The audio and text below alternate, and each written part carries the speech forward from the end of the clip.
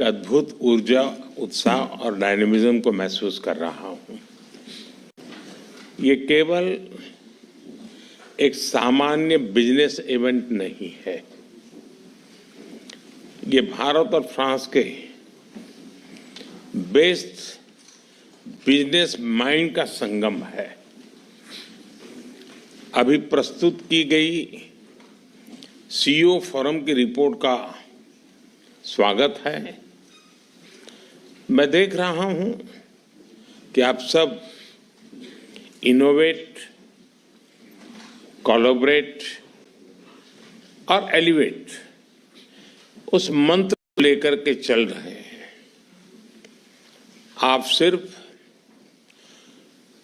Boardroom connections नहीं बना रहे हैं,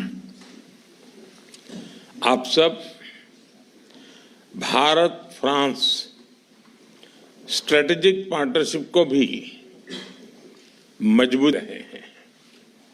साथियों, मेरे मित्र राष्ट्रपति मैक्रोन के साथ इस फोरम से जुड़ना मेरे लिए एक प्रसन्नता का विषय है। पिछले 2 वर्षों में यह हमारी 6ठी मुलाकात है। पिछले वर्ष राष्ट्रपति मैक्रोन हमारे गणतंत्र दिवस के मुख्य अतिथि थे। आज सुबह हमने साथ में एआई एक्शन समिट को चेयर की। मैं राष्ट्रपति मैक्रोन को इस सफल समिट के लिए हार्दिक बधाई देता हूं। साथियों, भारत और फ्रांस केवल लोकतांत्रिक मूल्यों से ही नहीं जुड़े हैं। हमारी दोस्ती की नींव डीप ट्रस्ट, इनोवेशन और जन कल्याण की भावना पर आधारित है।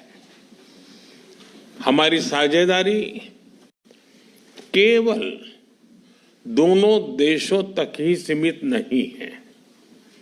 हम वैश्विक समस्याओं और चुनौतियों के समाधान में मिलकर सहयोग दे रहे हैं। मेरी पिछली यात्रा के दौरान हमने अपने साझेदारी के लिए 2047 रोड मैप बनाया था। उस पर चलते हुए हम हर क्षेत्र में सहयोग को व्यापक तरीके से आगे बढ़ा रहे हैं।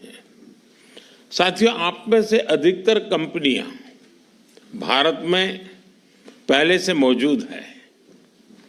Aerospace, ports, defence, electronics, dairy, chemicals और कंज्यूमर गुड्स जैसे अलग अलग क्षेत्रों में आप सब हैं और काफी एक्टिव है। कई सीईओ से मुझे भारत में भी मिलने का अवसर मिला है। भारत में बीते 1 दशक में जो बदलाव आए हैं उससे आप भली भांति परिचित हैं। हमने एक स्टेबल पॉलिटी और प्रिडिक्टेबल पॉलिसी, ये इकोसिस्टम स्थापित किया है। रिफॉर्म, परफॉर्म, ट्रांसफॉर्म के पथ पर चलते हुए आज भारत विश्व की 5वीं सबसे बड़ी इकोनॉमी है, विश्व की सबसे तेजी से ग्रो करने वाली मेजर इकोनॉमी है, जल्द ही दुनिया की 3री बड़ी इकोनॉमी बनने जा रहे हैं। भारत की स्किल्ड युवा टैलेंट फैक्ट्री और इनोवेशन स्पिरिट वैश्विक पटल पर हमारी पहचान है। आज भारत तेजी से पसंदीदा ग्लोबल इन्वेस्टमेंट डेस्टिनेशन बनता जा रहा है। हमने भारत में एआई, सेमीकंडक्टर और क्वांटम मिशन लॉन्च किए हैं। डिफेंस में हम make in India and make for the world को प्रोत्साहित कर रहे हैं। आप में से कई लोग इससे जुड़े भी हैं। स्पेस टेक्नोलॉजी में हम नई ऊंचाइयां छू रहे हैं। इस सेक्टर को एफडीआई के लिए खोल दिया गया है। हम भारत को तेजी से एक ग्लोबल बायोटेक पावर हाउस बना रहे हैं।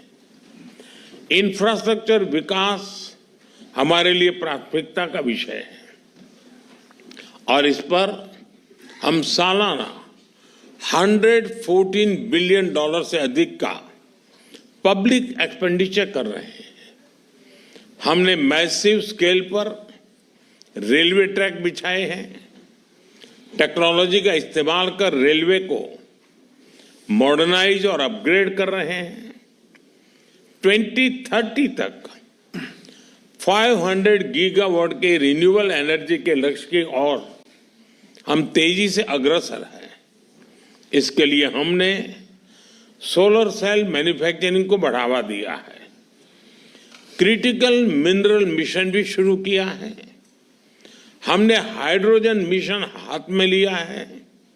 इसके लिए इलेक्ट्रोलाइजर मैन्युफैक्चरिंग को बल दिया गया है। 2047 तक हम 100 गीगावाट न्यूक्लियर पावर का लक्ष्य लेकर चल रहे हैं। मुझे बताते हुए खुशी हो रही है कि इस क्षेत्र को प्राइवेट सेक्टर के लिए खोला जा रहा है। हम एसएमआर और एएमआर टेक्नोलॉजीज पर फोकस कर रहे हैं। साथियों, आज भारत डाइवर्सिफिकेशन और डी रिस्किंग का सबसे बड़ा केंद्र बनता जा रहा है। कुछ दिन पहले हमारे बजट में न्यू जनरेशन रिफॉर्म्स अंकित किए गए हैं। ईज ऑफ डूइंग बिजनेस के लिए नए कदम उठाए हैं। पिछले कुछ वर्षों में हमने 40,000 से अधिक कंप्लायंसेस को रेशनलाइज किया है। ट्रस्ट बेस्ड इकोनॉमिक गवर्नेंस को आगे बढ़ाने के लिए एक high level committee for regulatory reforms गठित की है। कस्टम रेट स्ट्रक्चर को रेशनलाइज किया है। अंतर्राष्ट्रीय व्यापार को आसान करने के लिए डिजिटल पब्लिक इंफ्रास्ट्रक्चर की मदद से भारत ट्रेड नेट की शुरुआत की जा रही है। ईज ऑफ लिविंग की दिशा में नया सिंप्लीफाइड इनकम टैक्स कोड हम ले आ रहे हैं। नेशनल मैन्युफैक्चरिंग मिशन की घोषणा की है और नए सेक्टर्स जैसे कि इंश्योरेंस सेक्टर को 100% एफडीआई के लिए खोल दिया गया है। इन सब इनिशिएटिव्स को आप जरूर ध्यान से स्टडी करें। मैं आप सबको कहता हूं कि भारत में आने का यही समय है, सही समय है। भारत की प्रगति में सभी की प्रगति जुड़ी है। इसका एक उदाहरण एविएशन क्षेत्र में देखा गया। जब भारतीय कंपनियों ने हवाई जहाजों के लिए बड़े ऑर्डर्स दिए और अब जब हम 120 नए एयरपोर्ट्स खोलने जा रहे हैं तो भविष्य की संभावनाओं का आप स्वयं अंदाजा लगा सकते हैं। साथियों, भारत के 1.4 बिलियन लोगों ने 2047 तक विकसित भारत का संकल्प लिया है।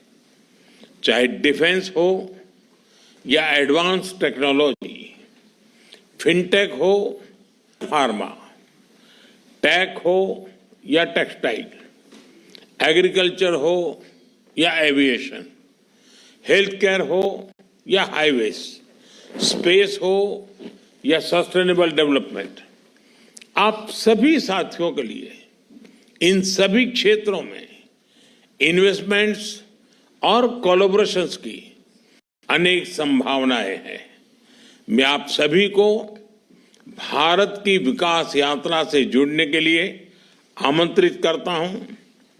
जब फ्रांस की फिनेस और भारत का स्केल मिलेगा, जब भारत का पेस और फ्रांस का प्रिसिजन मिलेगा, जब फ्रांस की टेक्नोलॉजी और भारत का टैलेंट मिलेगा, तो सिर्फ बिजनेस लैंडस्केप ही नहीं, ग्लोबल ट्रांसफॉर्मेशन होगा। एक बार फिर अपना कीमती समय निकालकर यहां आने के लिए आप सभी का बहुत बहुत धन्यवाद करता हूं।